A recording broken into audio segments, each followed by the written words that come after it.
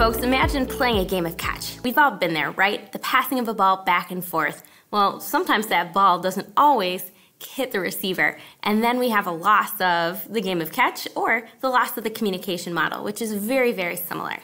Today we're going to learn how to identify key vocabulary in the communication model, apply that vocabulary in a variety of speaking situations, and we're going to understand how the communication model and the understanding of it can enhance your daily communication. So, when it comes to the communication model, you must have the three following elements. A sender, a message, which can be verbal and in many cases is nonverbal, and a receiver. Know that the communication model is a process that is constantly changing as senders and receivers adapt to each other's verbal and nonverbal messages. Again, you must have a sender and a receiver in order to effectively have the communication model. So there's two different people or elements interacting and sending a message. Now, the definition, a sender is anyone who wishes to convey an idea or express an emotion, and that receiver is the person to whom the message is sent. The sender may be a speaker, a writer, or someone who merely gestures. Now, what are some communicative situations that you found yourself in today? Think about those situations. Were the messages effectively sent? Whether it's a text message, a nonverbal gesture, or an exchange at work that involves some formal verbal information. Were those messages sent, and how could you make those messages even more effective? Again, how do we know that the message is sent? Well, when you think about feedback or that engagement the receiver gives to us, whether it's a head nod, eye contact, some sort of verbal affirmation, feedback becomes very important in knowing that the message was sent. So again, we've got feedback is defined as the receiver's response to your message. Your channel is the means of transmitting a message. Now, when you think about the message is the communicative intent that the sender wants to send to the receiver. But the channel is the location in which the communication situation is occurring. So for example, our channel right now is this video that I'm sending to you. A channel could be the room in which the communicative situation occurs. A channel could be a cell phone in which the text message is being sent, etc. So know that the channel is the means of transmitting the message. For me right now, it's this computer that I am able to send you this message. Feedback. Why do you think feedback is so important? Well, again, and when we think about text messages and misreading a text message, that idea that a person could get really mad at you because your autocorrect misspoke. So you want to make sure that you're receiving feedback so that you know that your message is being sent. Now, here's the problem with communication. We are constantly engaged in interference, which is noise, distractions, or environmental factors that prevent the message from being sent. Now, there are two different types of interference. There's external and internal.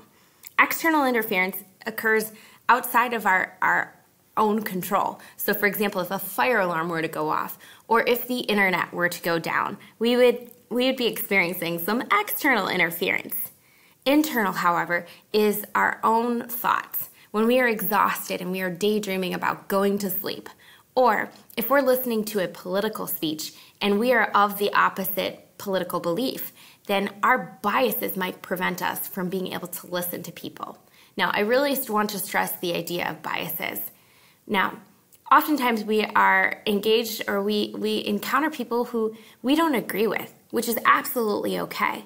But when we prevent ourselves from being open to listening to all people and receiving messages that we might not otherwise be interested in receiving, we can learn so much more and we can have such a greater and richer communicative experience with the people that we encounter.